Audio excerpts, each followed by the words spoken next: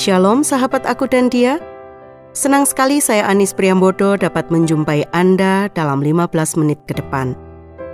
Dalam perjumpaan kita kali ini, saya akan membahas tentang Datanglah Kerajaan-Mu. Kiranya Tuhan Yesus Kristus memberkati Anda dan selamat mendengarkan.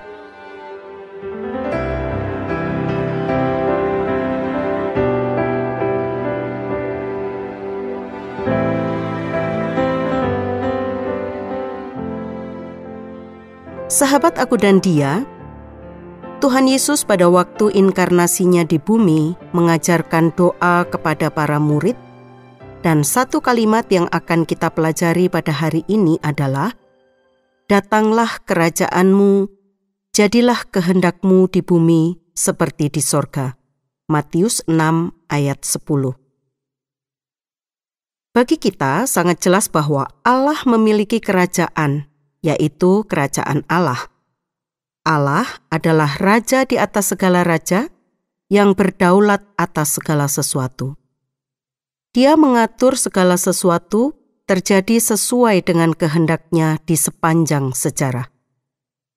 Makna yang terkandung dalam kalimat, Datanglah kerajaan-Mu, jadilah kehendak-Mu di bumi seperti di surga, bukan masalah kedudukan sebagai raja ilahi, tetapi lebih kepada pengakuan, sehingga terjadi di bumi itu seperti di sorga.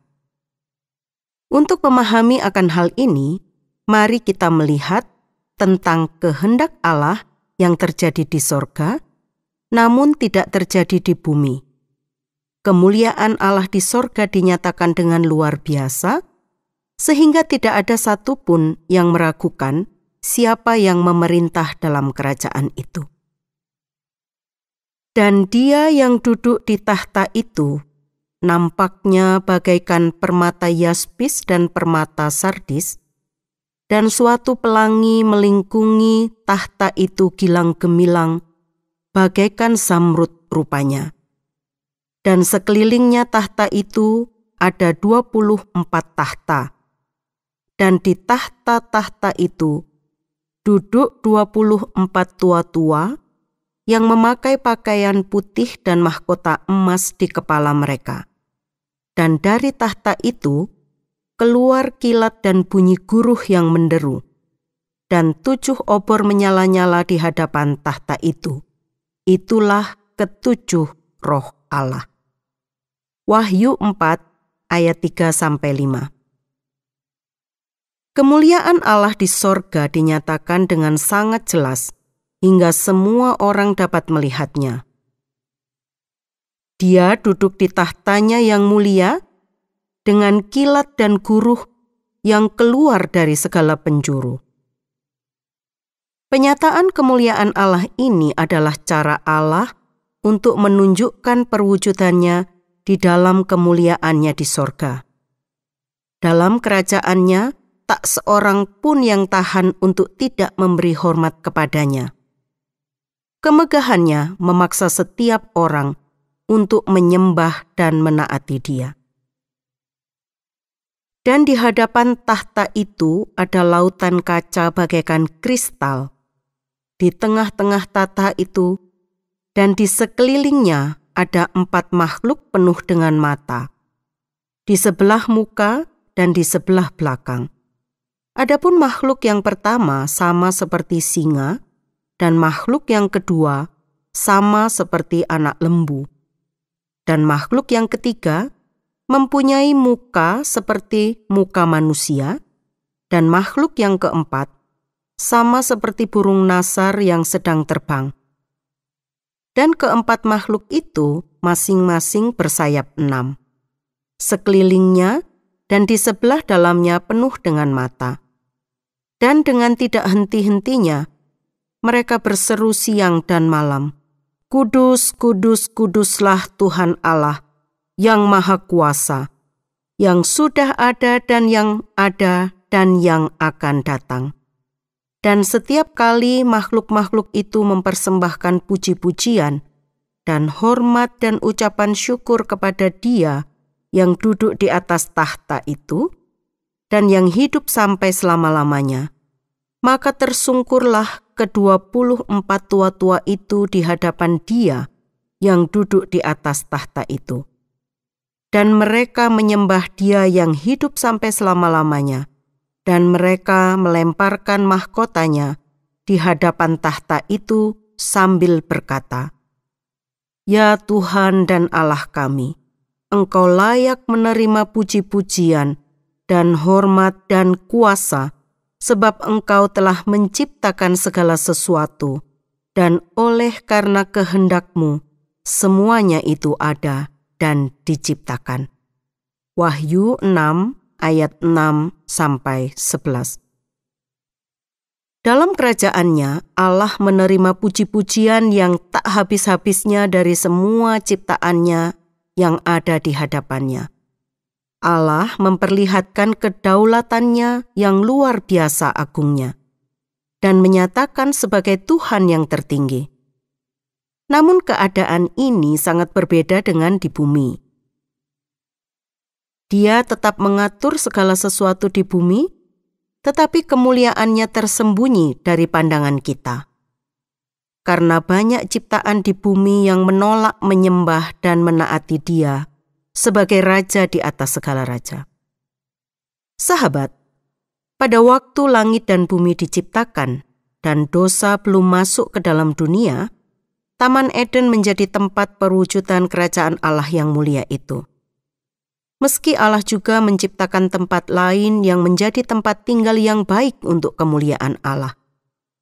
Tetapi, dengan masuknya dosa ke dalam dunia ini, maka bumi menjadi rusak dan menjadi arena pemberontakan terhadap raja di atas segala raja.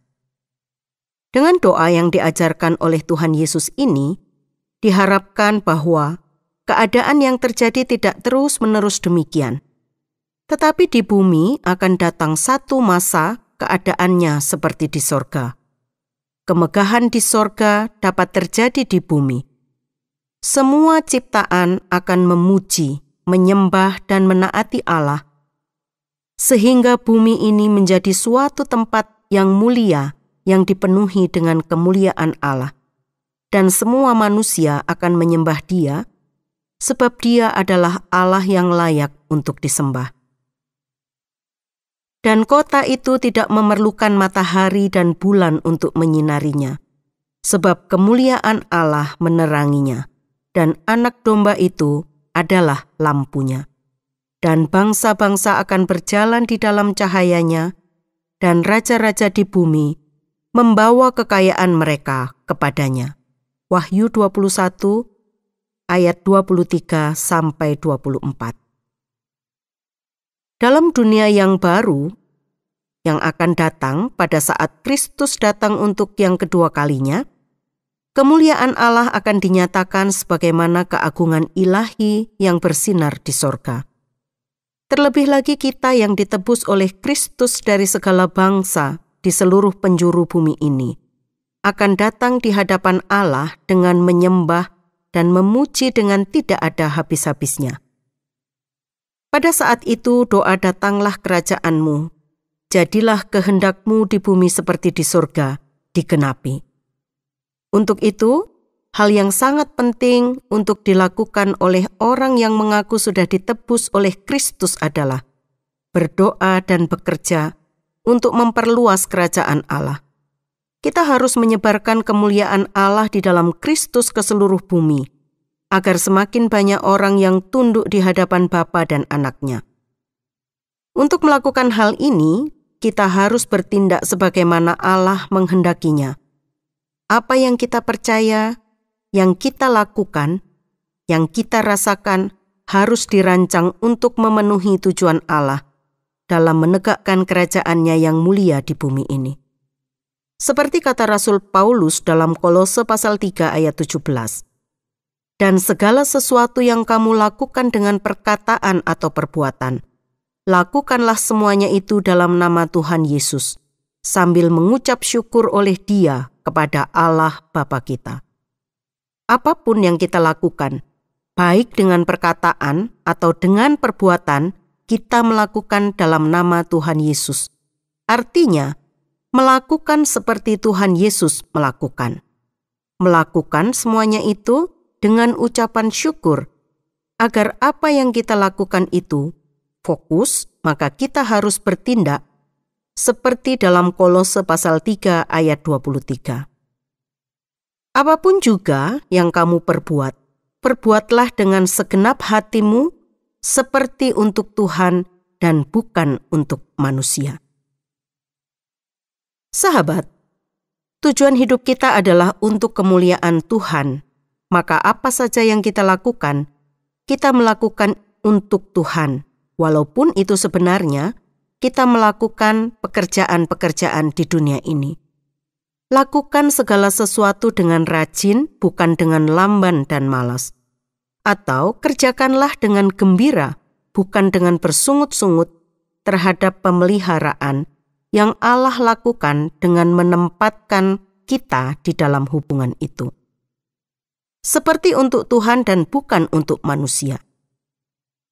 Pekerjaan seorang hamba akan dikuduskan ketika dilakukan seperti untuk Allah, yaitu dengan mata yang tertuju pada kemuliaannya, dan dalam ketaatan kepada perintahnya, dan bukan hanya seperti untuk manusia atau untuk menghormati mereka saja. Perhatikan, sesungguhnya kita melakukan kewajiban kita kepada Allah ketika kita setia di dalam kewajiban kita kepada manusia. Sahabat aku dan dia, Matthew Henry mencatat, inilah doa harian orang Yahudi kepada Allah.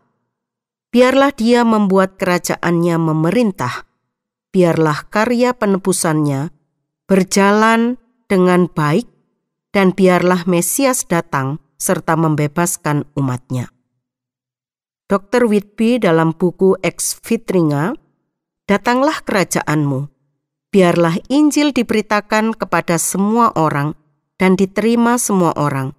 Biarlah semua orang diajak untuk menerima peneguhan Allah dalam firman yang diberikannya mengenai anaknya dan mengakui dia sebagai juru selamat dan penguasa. Biarlah jemaat Injili semakin diperluas.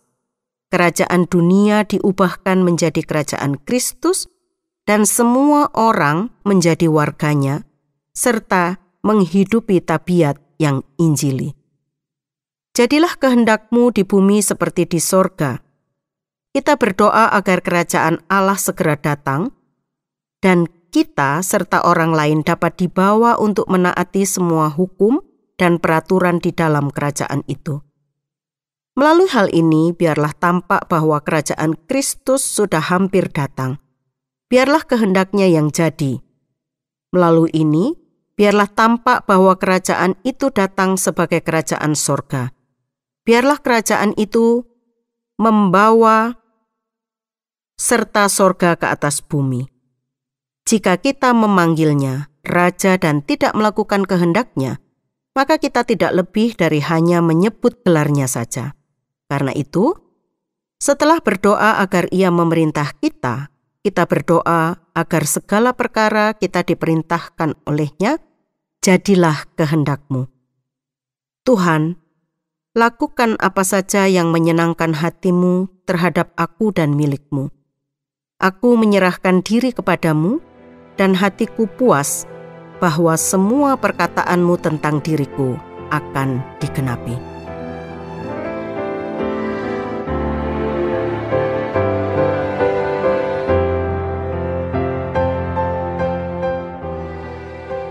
Sahabat aku dan dia, usai sudah perjumpaan kita kali ini.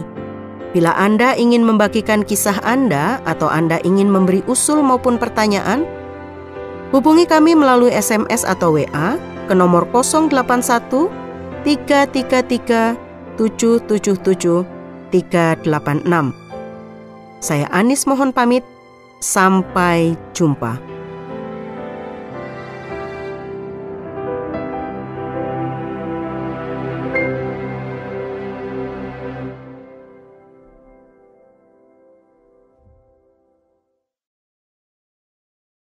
Terima kasih Anda sudah mengikuti program kami. Jika Anda diberkati, jangan lupa like, komen, dan share supaya Anda tidak ketinggalan setiap program terbaru kami.